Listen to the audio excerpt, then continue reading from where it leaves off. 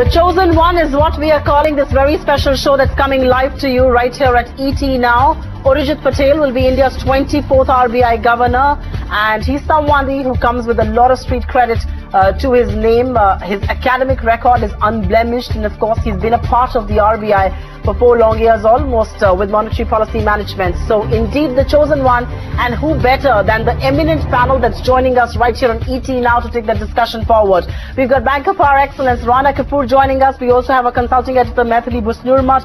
We've got Arvind Mayaram, the former Finance Secretary of India. We've got N.R. Narayan Murthy, a very tall leader from Indian industry. We've got Rakesh Mohan, the former Deputy Governor, and whose name was really doing the rounds this time as well. We've got Sadanand Dume all the way from the United States. And of course, we've got Dr. Rajiv Kumar, who joins us as well. Thank you each one of you for joining us. And Maithili, the last word in banking to me at ET Now is you. And so let me just begin by talking to you about the choice that has been made. The Chosen One is indeed Urjit Patel. What do you make of that government's choice? Do you believe in some sense that signifies continuity, a smooth transition? Because Urjit Patel is not an outsider. He's an insider, as an insider can be. Maithili.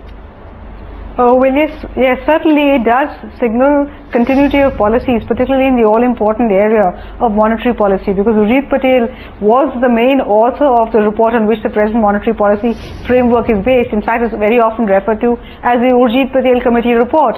So certainly there is continuity, and as far as inflation targeting and monetary policy, primacy of inflation targeting in monetary policy is concerned, that will remain. So there is a huge advantage really of continuity. The fact that he is an insider and he knows how the institution operates, that will also be to his advantage. So I think we'll have to wait and see how things pan out, because just to put a small caveat is that the entire idea of inflation targeting is now undergoing a great deal of rethinking, particularly in the context of emerging markets. So I do hope that just because Urjit's name is linked to that report, we don't get bogged down by that, and we are open to new ideas as and when this happens, because post particularly the global financial crisis, the entire field of economics and macroeconomics in particular is undergoing a great deal of rethinking. So while there is the advantage of continuity, I do hope it is continuity with an open mind, Supriya. So that caveat I must maintain. All right, continuity with an open mind. Thank you very much, Maithili, for your first opening remarks there. But I'm going to take it across to Mr. Rana Kapoor, the Banker Par Excellence, who's on the part of our show as well. Thank you very much, Mr. Kapoor, for sparing time and speaking on the big appointment. He really is the chosen one. I first want to ask you, as a banker who's got his skin in the game, whose life and his business is going to be impacted by the policies that Urjit Patel spearheads from here on, how do you read into this appointment? It took a while for the government to make up its mind. The appointment has only come on the 20th of August, with just about, 14 odd days left for the present incumbent's term to expire. But how do you read into Urjit Patel's appointment?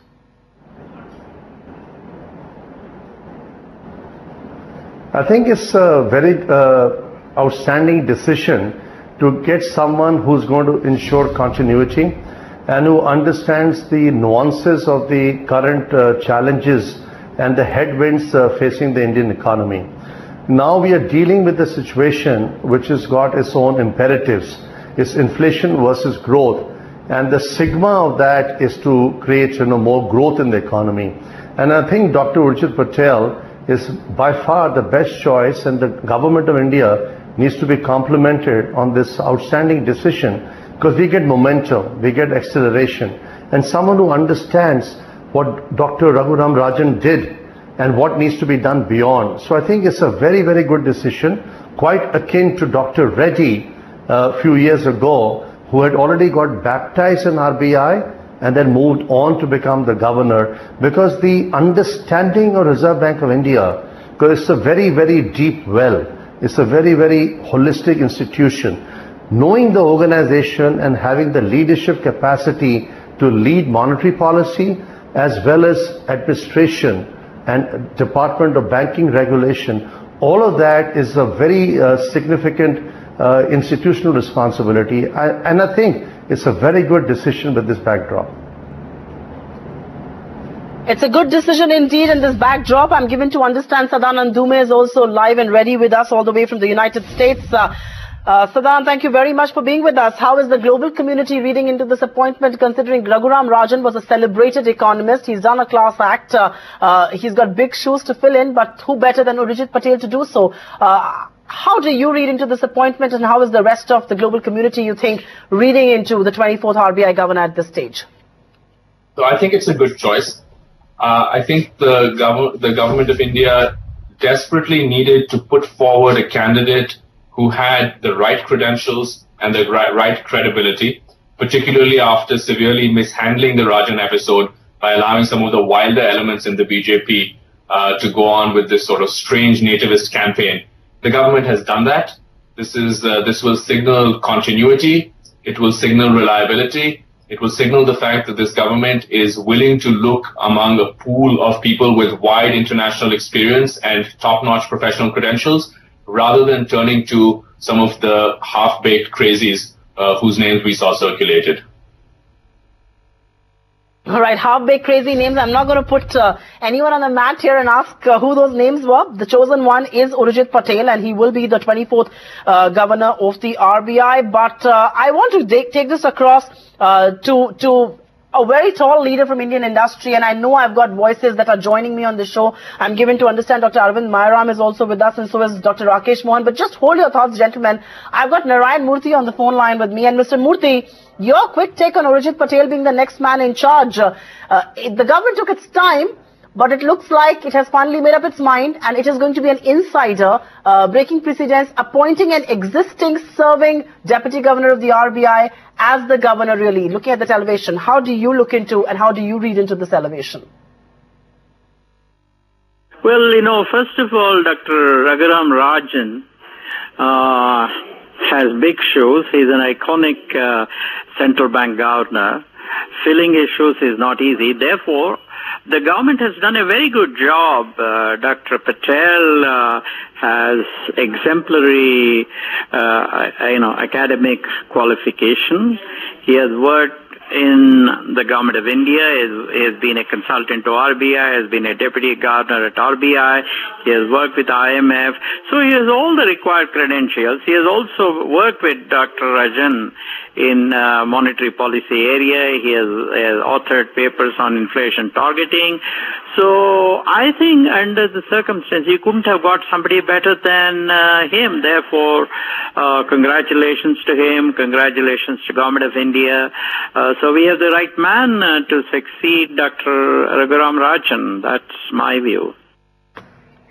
Dr. Rakesh Mohan, I'm not going to embarrass you by asking questions about how your name was doing the rounds and you perhaps were being considered for this job as well. But at 52, Urjit Patel is again one of the youngest to be, of course, to be the governor at RBI. But Dr. Rakesh Mohan, do you believe there is a tone of continuity over here? The government took its time, but it looks like they voted in favor of continuity. There is a lot of unfinished agenda that still needs to be done as far as Raghuram Rajan is concerned, and which is why they perhaps wanted somebody who's been a part of all of those decisions and voted in favor of Urjit. Yes, let me first say that just what you said, that it's a very encouraging point that the government has opted for continuity in the system, which I think will provide confidence both internationally and domestically.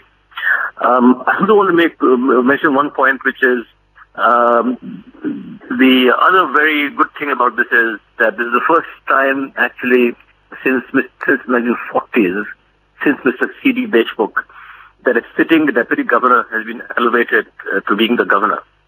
There have been other deputy governors like Dr. Rangarajan and Dr. Reddy who did become the governor, but they first had to go out of the Reserve Bank before they could be appointed. So I think that this is a very good sign and signal because it is quite common in other central banks for the deputy governors to be elevated to be governor when the time is ripe.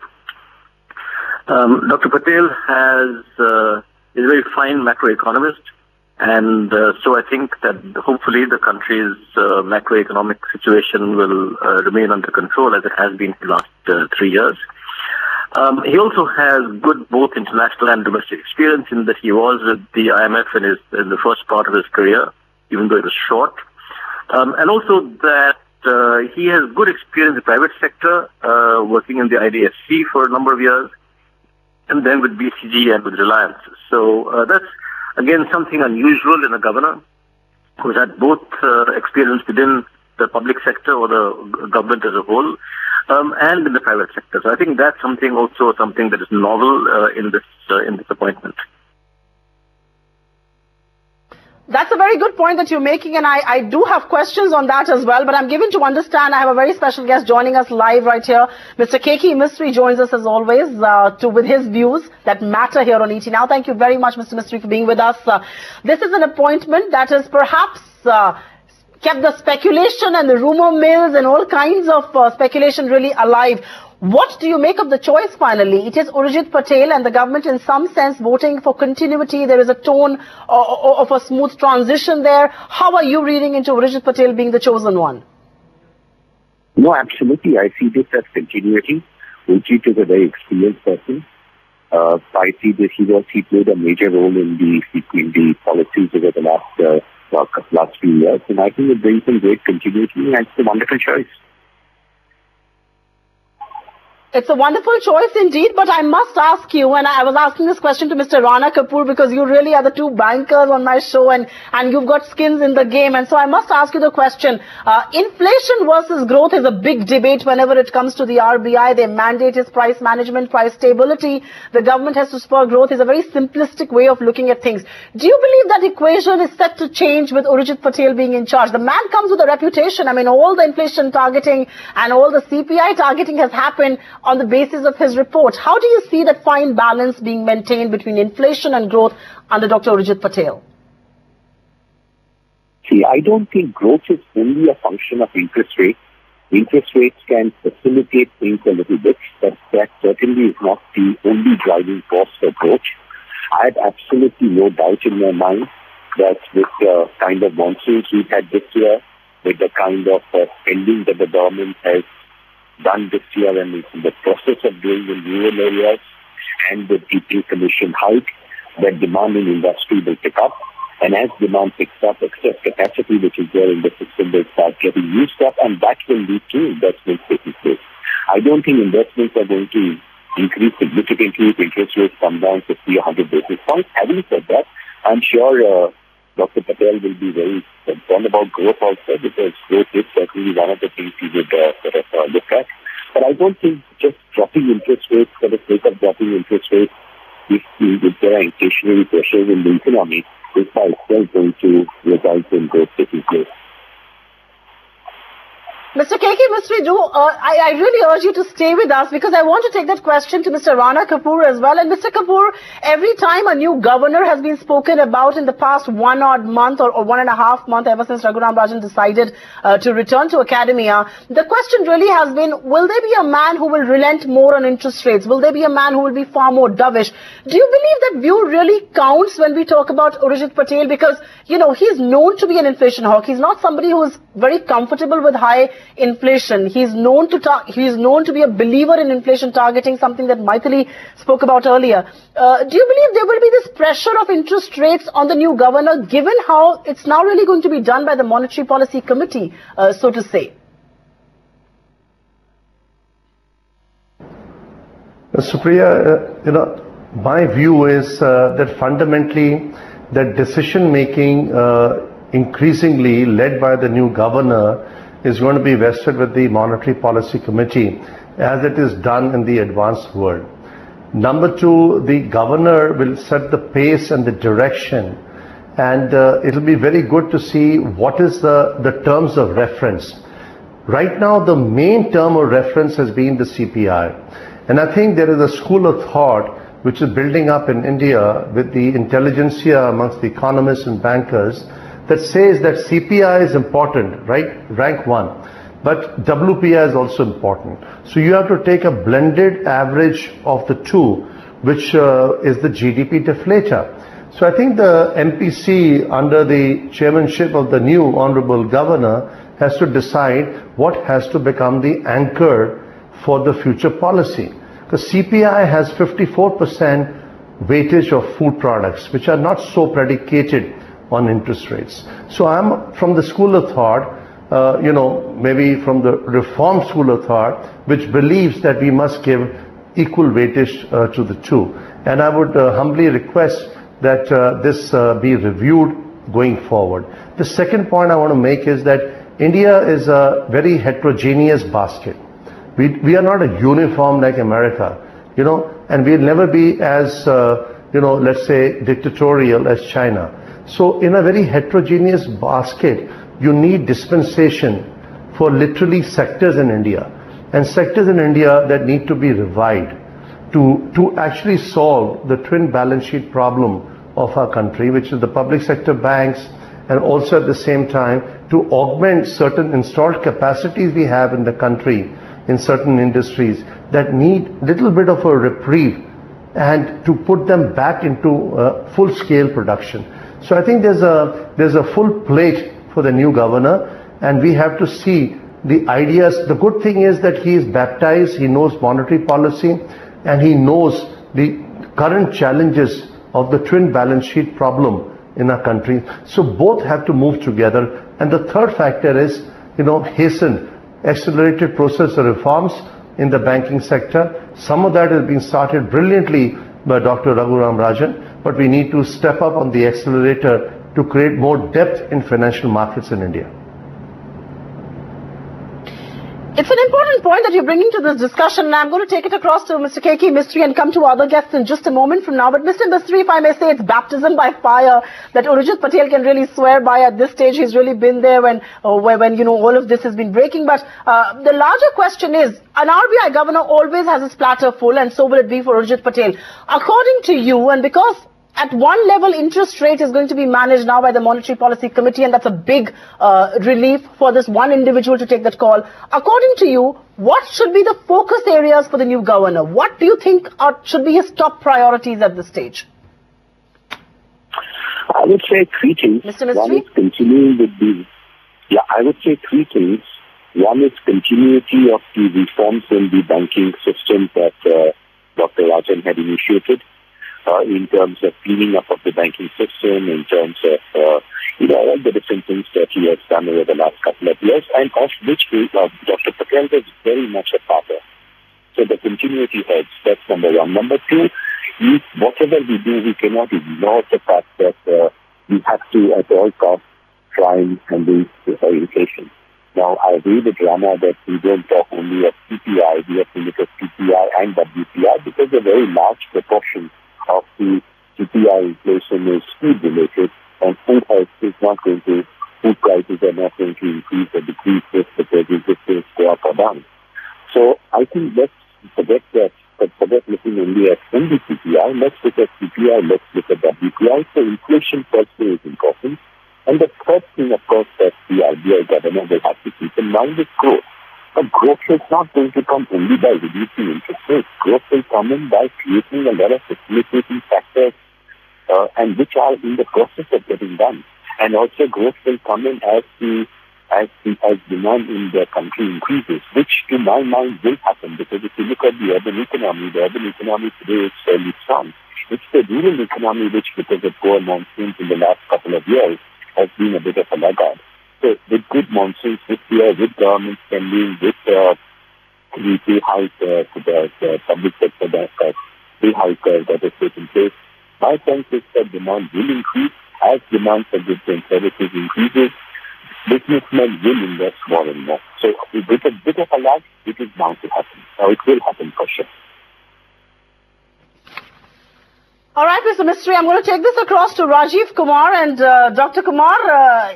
In one level, the government has broken and taken leave from a lot of precedents here. The first precedent is they've appointed an existing deputy governor of the RBI, elevated him to the rank of the governor. And the second precedent that has been broken is it's no longer discretionary between the Prime Minister and the Finance Minister. The ACC was involved, names were shortlisted, that went to the Appointments Committee, the search committee headed by the Cabinet Secretary did all of that. How do you read into this development? Because at one level, it does dilute the importance of how the RBI governor was appointed, but another level, there are systems that are being put in place. Dr. Kumar. No, but I think it is the Prime Minister and the Finance Minister who have appointed him. because the FRCC only recommended a set of names, and the choice has been made by the Prime Minister and the Finance Minister. And so therefore the President continues. You know, the mandate of the FRCC it does not extend to the selection of the RBI governor. It extends to all other regulators, but not to the RBI governor. All right. Sadanand Dhume, I want you to come in on that, because there was a lot of speculation about a rocky relationship between the government and the present RBI governor, the outgoing RBI governor, if I may. And then, of course, there was this whole precedence about how deputy governors will be appointed by a committee headed by cabinet secretary, but the governor was supposed to be outside of this. In some sense, do you believe that the government has kind of diluted the whole process of appointing the RBI governor, no longer discretionary? I mean, you know, we do know that Raghuram Rajan was appointed over a phone call, and so was Dr. Subbarao. But here you have the ACC, you've got systems in place. Is that how you will read systems in place, or do you believe the government wants to do away with this whole importance being attached to that one office alone? Every other appointment happens very differently. Sadanand Dhume? So I wouldn't read too much into the process. I agree with what Rajiv says, that, you know, in the final analysis, this is a very important appointment for the Indian economy, and this is something that the Prime Minister and the Finance Minister decided. They may have sort of, you know, had some kind of different procedure leading up to it. But in the end, I don't think that this is substantively hugely different. I don't think that you can devalue the importance of the job. That is in the nature of the job itself. Though it is certainly true that Raghuram Rajan was somewhat unique because of his very public persona and because of the kind of global reputation he enjoyed even before he took this job. So in that sense, I think we're going a little bit back to business as usual. But the most important thing from my perspective sitting here in Washington was that the government needed to signal to the world that it had faith in the idea of a qualified person with fine credentials that the global markets would look at and feel reassured by. They did that. They've done that well. I think that they have recovered smartly from an awkward situation which was of their own creation. Oh, absolutely. And they've recovered smartly from one of their own creations. Is a very candid speaking Sadanand Dhume always. But I want to go back to economy, and I want to go back to what Urjit Patel will have to focus on. And Dr. Rakesh Mohan, you've been the RBI Deputy Governor. You know how difficult things are and what a balancing act one has to do. It will really have to be a tightrope walk for the new governor, because expectations from him are that he will also put his weight behind growth while he is trying to balance and rein in inflation, and which is what the reputation that precedes Urjit Patel is all about. It's a tightrope walk that he'll have to walk, won't he? Well, I think all central banks, even though they may be inflation targeting, give significant attention to the growth issue. The Federal Reserve of the United States does that on a pretty explicit basis, in fact, as part of their objective function. The performance of what the major central banks of the world have been doing, that is the European Central Bank, the Japanese Central Bank, the Bank of England, in the last 7 years since the crisis, that they've all been very focused on getting growth back. And of course, this is in the context of inflation being very low in the world in any case. But all of these central banks, despite being explicit inflation targeters, except for the Federal Reserve, which of course has a dual mandate, have been as concerned with growth. So I would imagine that Urjit would give as much attention to growth as it does to inflation. But price stability is always the first priority of a central bank.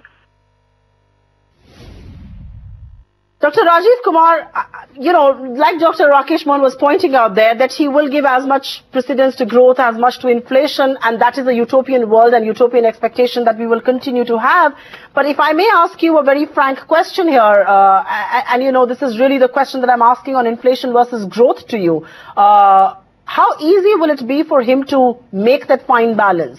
Because remember, things changed at the RBI after his report. He wanted inflation targeting. He spoke about targeting CPI as the benchmark of inflation. How easy will it be for him to now throw his weight behind growth, which is really the big expectation out of the new governor?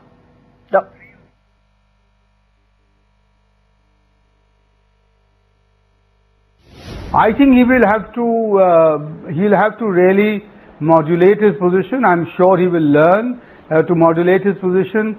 Being known as an inflation hawk carries credibility, but it's not the only thing.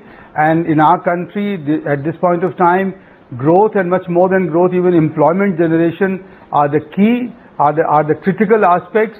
And therefore, I am really hoping that Urjit will see to it that this balance is well maintained. I want to focus here on the food inflation aspect of it, because I'm sure Urjit recognizes that food inflation is not amenable to monetary policy instrumentality. And therefore, what I'm hoping is that he will work very closely with the government to remove the supply side constraints so that the food inflation can be brought under control. And once that's done, that balance can be restored very easily, and also I think it can be sustained over the next years. That is the key. Maitri, I want to come to you, and I then want to take it to Mr. Rana Kapoor, because both of you will give me the perspective that I need on this subject, and that's interest rates. That's the relationship between the government and the RBI. And Maitri, let me put it as bluntly as I can. Raghuram Rajan was a UPA appointee, and which is perhaps why a lot of people believe there was this rocky relationship between Mint Street and North Block in his tenure. But what about Urjit Patel? He is going to be this government's own appointee. Of course, he's got a 3-year term. But my question to you largely is, do you believe there's going to be more smooth, more meeting of minds of kinds between North Block and Mint Street at this stage? Well, not necessarily, Supriya, because even though Raghuram Rajan was a UPA appointee, the NDA government continued with him when it came to office.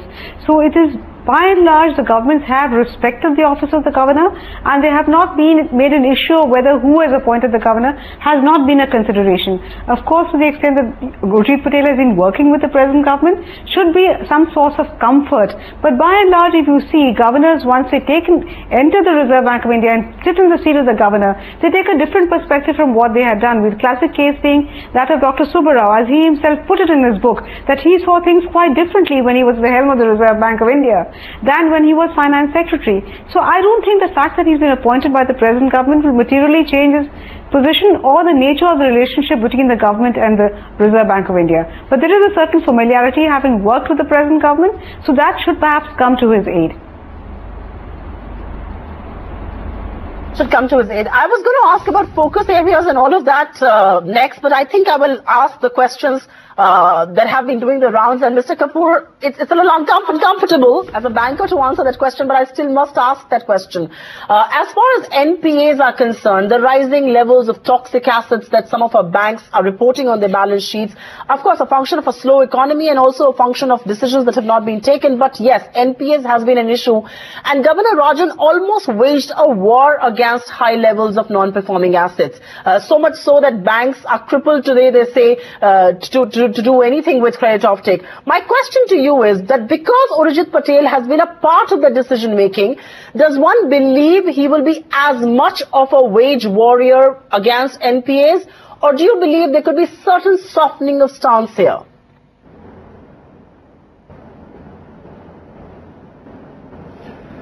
Supriya, it's a very significant question and a very significant mandate that Government of India has given the new governor. And the good thing is he's a practicing economist, what I like. 2, he's seen the ups and downs and the cycles which have been very severe, not only the global crisis, Eurozone, India's own crisis, China's own implications, so on and so forth. The fact of the matter is that the twin deficit problem, the twin problem of strained balance sheets in our country is very much still a very persistent issue, and that will require to reduce the economic cost of funds in our economy. And to me, that should be something which should be pivotal to the new governor, to the new MPC, to understand that what is required is to make sure that our industry, our economy has a soft landing. Yes, inflation is #1 priority, but equally the priority today and imperative in the economy is to make sure that our industry is protected. And our industry today warrants lower real rates of interest and possibly needs a new policy anchor. And in my judgment, and I made this point on your channel earlier, is a blend of the CPI and the WPI, and we need to navigate a new anchor rate which is a good weightage, and that good weightage is with the GDP deflator. So when you look at the GDP deflator, that is driven by consumption, which is 66% of our GDP pie, and 36% is driven by investment. So when you look at that blend minus imports, you realize that the deflator can catalyze and reflect the true report card of our inflation economy. So I think the weightage has to be given by the new governor and the new MPC on what should be the anchor, because CPI, I think, has been a very significant shift in the pendulum from WPI, and we are lost, therefore, on interest rates, as a consequence of which the overall cost of funds of the economy has really gone up dramatically, whether it's the private sector or the government sector. I think we need to find a good balance, and I think this should be literally point number one, agenda number one for the MPC. Just hold your thoughts there, because I want to take the discussion back to the NPAs. And Mr. Narayan Murthy, I know you speak candidly, and so I must ask you, do you believe with Raghuram Rajan gone, the war against NPAs is going to be blunted, or with Urjit Patel coming in, and because he's been a part of this decision making, we will see the same momentum as far as tackling NPAs is concerned, as far as the war against bad loans is concerned? Mr. Murthy. I think having somebody from inside is likely to result in much greater success in balancing growth and inflation on the one hand. Second, I think cleaning up of banks is another very, very important item on the agenda that Rajan had started. And I have no doubt at all that Dr. Patel will continue the good work started by Dr. Raghuram Rajan. And we couldn't have got somebody better than Dr. Patel. Therefore, I'm very happy. All right, but I must ask Dr. Rakesh Mohan there. Mr. Patel will also have to continue the bank cleanup exercise, which is really a big legacy of Raghuram Rajan that we've been speaking about on this channel. How big a challenge is that going to be for him to keep up with this momentum, to carry on with that cleanup act, that cleanup drive, if I may? Dr. Mohan. I would actually go further and say that I think that the biggest challenge, the biggest task facing the new governor, Dr. Patel, is indeed to focus on the banking situation in the country. The deterioration in bank balance sheets that has taken place in the last 4 years or thereabouts, 5 years or thereabouts, is indeed very important to be cleaned up. And so I think that the first item on his agenda really has to be to look at how to get the Indian banking sector back in shape. And I think that there will have to be some innovation, there will have to be some new thinking, there will have to be some out-of-the-box thinking. And I'm sure that Urjit will focus on that, because he has been at the Reserve Bank for the last 4 years, 4.5 years, and that he's very aware of all these issues, and that he will continue the process. But I think there will need to be some significant innovation in dealing with the issues so that we can get credit flowing in the country as fast as possible. All right, so the word coming in from a former deputy governor is that it has to be item number one as far as the cleanup exercise is concerned. Dr. Rajiv Kumar, I know you have a view on how NPAs have been managed and how they are under attack, and rightly so, from the government and the RBI, but I know you have a view and you would have wanted it to be a little differently. But do you believe Dr. Urjit Patel can keep up with the momentum that Dr. Rajan did show? And should he? Well, I'm not so sure whether that continuing with that momentum would be the best thing. You're talking about you're talking about banking balance sheets, right? Bank balance sheets. Yeah, but I think you need to take a longer term view, as some people like Dr. Kelkar and others have said. You have to view this in the business cycle context. And I think it will be better for Urjit to take that kind of view rather than sort of insist on a very short term and an urgent cleaning up, because there is merit in differentiating between the stock problem and a flow problem, and tackling the flow first and then going after the stocks, so that the economy can be revived and the banks can get much greater confidence in extending the credit that is required for the industry.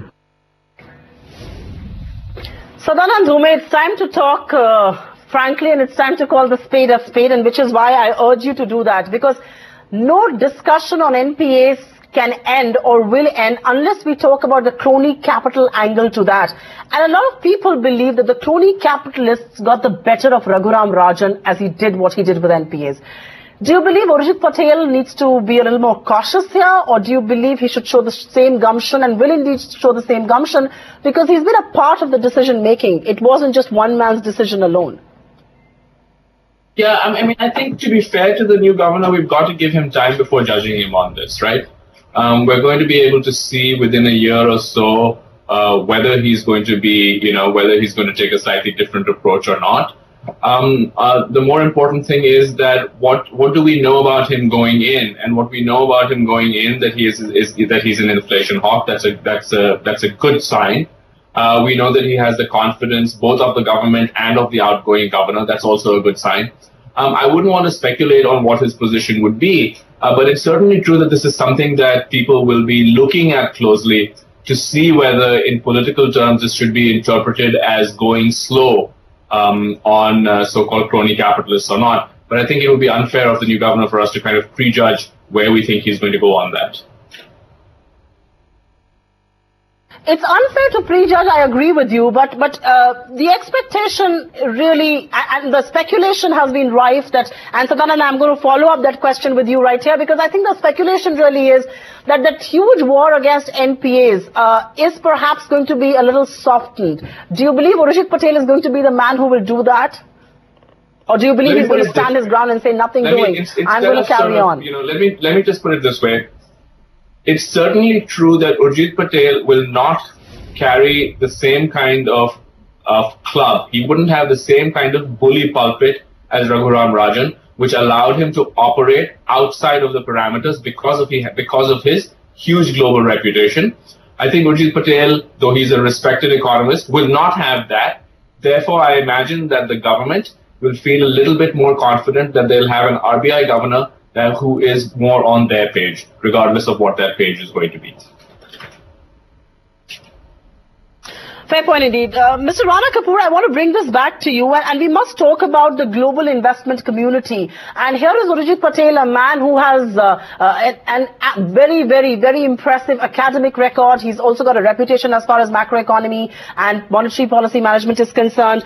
Here's someone who comes with plenty of global experience as well, given his stint at IMF. How do you believe investors should be reading into his appointment? I mean, the RBI governor, let's not lose sight of the fact, also does monetary policy management. He's responsible for forex, exchange rate, and all of that. How do you believe global investors are going to react to this appointment?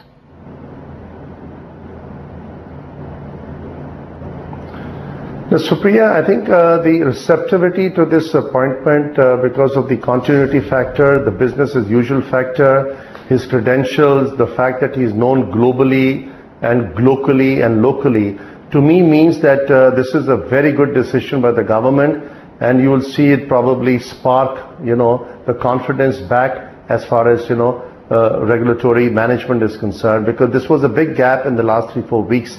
I think this is a fantastic decision for continuity for someone who has equally good credentials as the outgoing governor.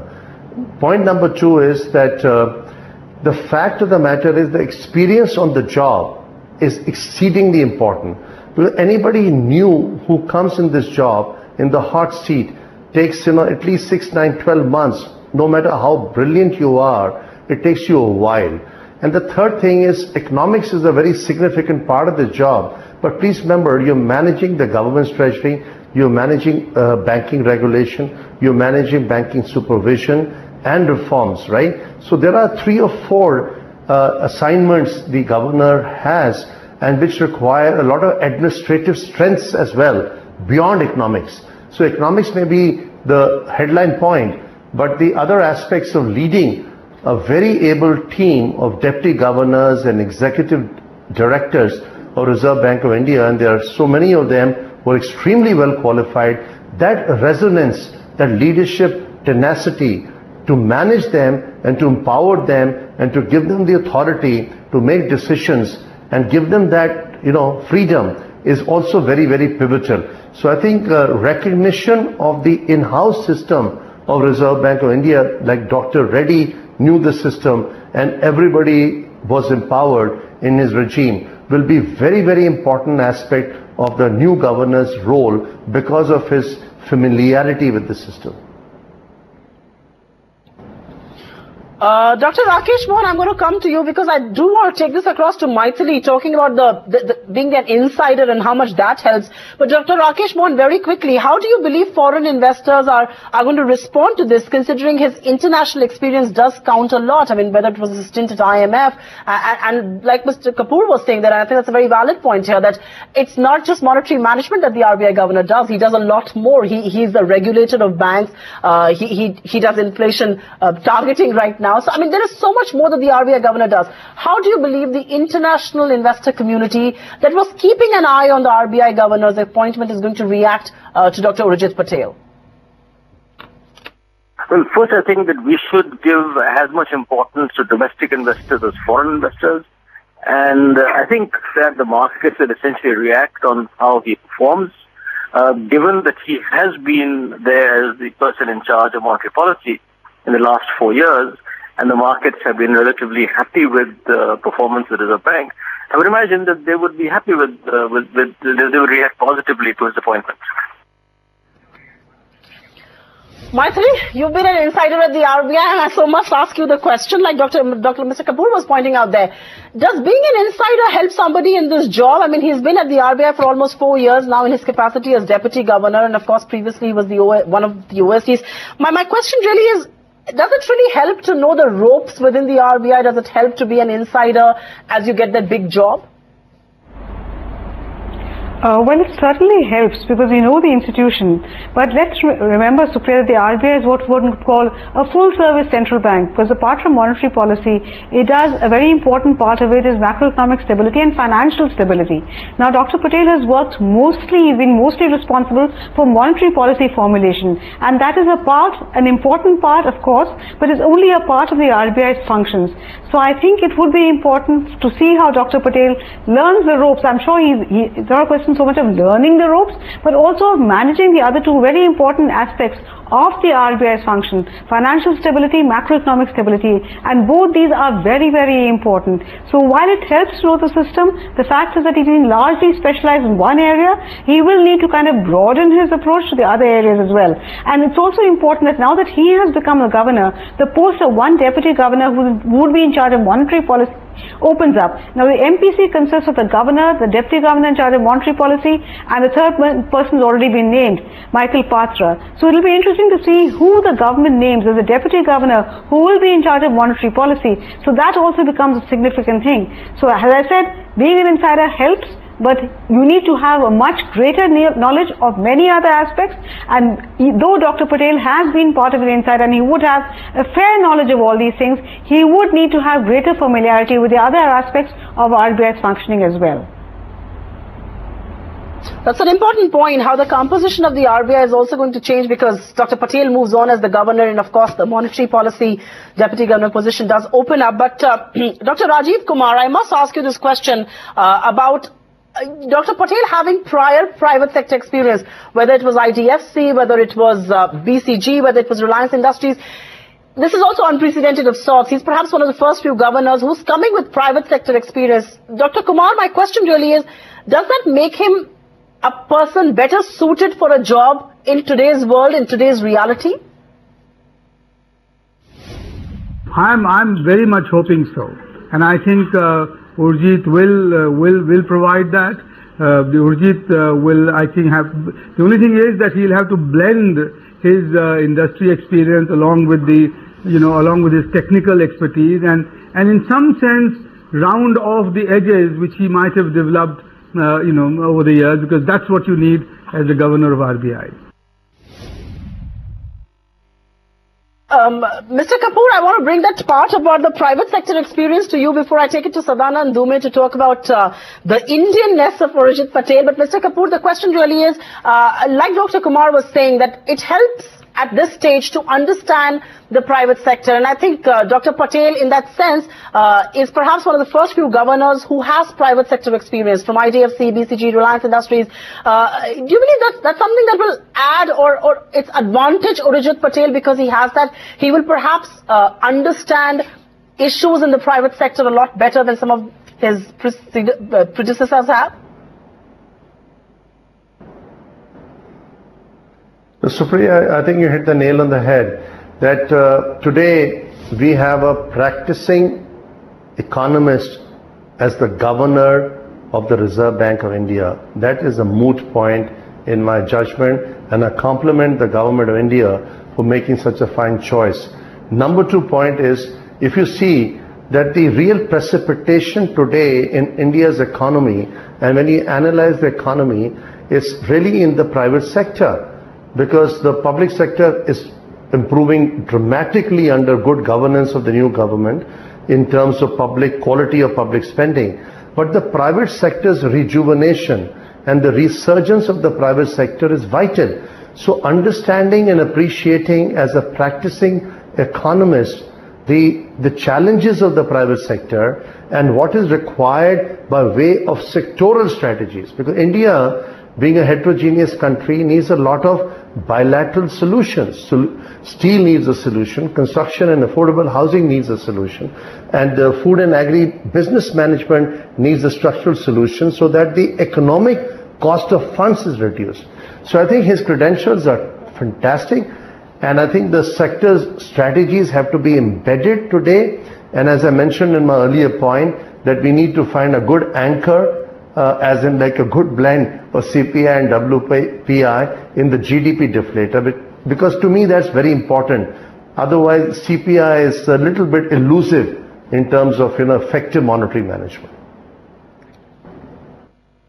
Indeed it is, and I think the new boss should be listening to some of that discussion. But let's take this across to Sadanand Dhume. And Sadanand Dhume, I'm going to ask you the controversial question that preceded Dr. Patel from coming in, before he came in, and that was about the Indianness. Is Urjit Patel more Indian than Raghuram Rajan has been in the past, because he's somebody also with global credentials, or do you believe Subramanian Swamy has very little to make noises about right now? No, Subramanian Swamy is not making noise. I think, but this is very clearly, this sort of nativist argument has clearly been slapped away. This is somebody whose credentials are global: Yale, Oxford, London. He's worked at BCG, he's worked at the Brookings Institution, and I believe, if I'm not mistaken, that he worked at the IMF as a Kenyan citizen, which Raghuram Rajan was never a non-Indian citizen. I'm glad that the government has ignored this sort of silly nativist ravings and has instead focused on the person's substance, credentials, and capacity to do the job. So they've done exactly the right thing, and I think that the world will be reassured that some of the kind of rhetoric we saw around Raghuram Rajan, which was very unfortunate in the last few months, overly personalized, is not something that has gone into the final decision for when it came to seeking his replacement. Because the worry was that that kind of rhetoric and that kind of talk was a signal that the government may turn its back on seeking someone who would be acceptable and who would be respected by the international community. They have not done that, and I believe that the government should be congratulated for that. But Sadanand, aren't you a little concerned that the rhetoric that happened in Rajan's time could well return in Urjit Patel's? What is going to stop a person like Subramanian Swamy from making the allegations that he did? Because Urjit Patel comes with as much global credential as Raghuram Rajan did. I don't think it will happen, and for two reasons. The first reason, of course, is that the Prime Minister very clearly sent a signal in his interview to Times Now saying that he does not believe in this kind of talk. And I think since then, Dr. Swamy has been put in his place. So that's one thing. And secondly, I don't think that the people who were using that ridiculous charge against Dr. Rajan really believed it. It was more a case of wanting to target him and therefore flinging whatever mud they could at him. It's not a principled position, it's an opportunistic position. So even though if you look at it objectively, Urjit Patel is probably just about as mentally fully Indian, even if this weird term means anything, or less than Dr. Rajan. I don't think those people are going to go after him, and it's already been signaled that they're not. All right, just hold your thoughts there because I've got Narayan Murthy and we're wrapping the show up. I'm completely out of time here. But Mr. Murthy, what's your wish list for the new governor? No, I think to continue what Dr. Raghuram Rajan had started in terms of balancing growth and inflation. Second, to clean up our banks and make sure that they are strengthened. I think these are two wonderful things that Dr. Rajan had started, and therefore it will be so nice if Dr. Patel continues these. But, as I said, I'm an outsider. I'm a non-technical person. Only Dr. Patel will know what other agenda items would be there, and therefore whatever he takes up and does, and I'm sure it'll be good for the country. So as an outsider, as a non-technical person, I would cheer him from the sidelines. I'm really running out of time here, and I will urge both of you to be brief in your closing comments. Mr. Kapoor, I thank you enough for being so patiently standing by and waiting for your turn to speak on the last page. But what is your big wish list for the RBI governor? What are the top 3 things that you would want Urjit Patel to do?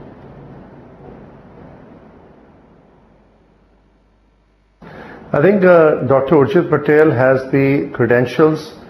He is localized, and he has to build, in my opinion, the elements of what I would like to believe is an inflection point in Reserve Bank of India, inflection point in the Indian economy to build an Indian monetary policy with the elements of India's sensitivities and India's composition of its GDP, and not just have one anchor, but more than one anchor as in inflation and growth management. Point number 1.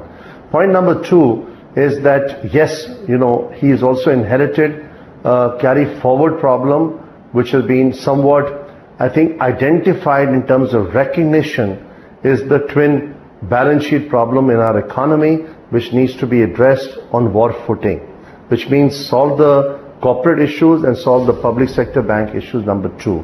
And number 3, in my judgment, which is equally very pivotal, is to accelerate reforms to build corporate bond markets, to create more intermediation and disintermediation in the Indian economy.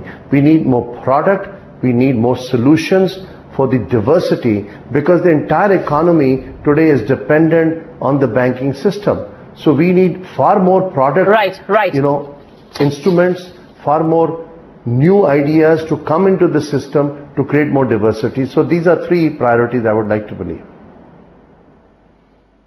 Fair point indeed. Maithili, in less than 30 seconds, tell me, what are the things that you will caution Urjit Patel against? Well, Supriya, the governor of the Reserve Bank of India doesn't have the luxury of focusing on only one objective. There are many balls in the air, and he has to keep an eye on all of them. It's a tough job. He has a tough role to fill, and I just hope that all the best from all of us, and for the country, we need to have a very competent and a good governor in place. And I'm sure Dr. Urjit Patel is going to prove us all right and be the best governor that we've had till date. But thank you very much, each one of you, for taking time out and joining us right here on ET Now. I'd like to thank my panel, especially Dr. Rana Kapoor, Maithili Bisnoor, Sadanand Dume, Dr. Rakesh Mohan, Dr. Rajiv, Kumar, K.K. Mistry, and N.R. Narayan Murthy. We really appreciate you taking time out and joining us this evening. Viewers, thank you very much for tuning in, the one channel that brings you news and views that matter on a big day like this, when India chooses its 24th RBI governor, the only channel that brings you action as it unfolds. It's been a pleasure being with you.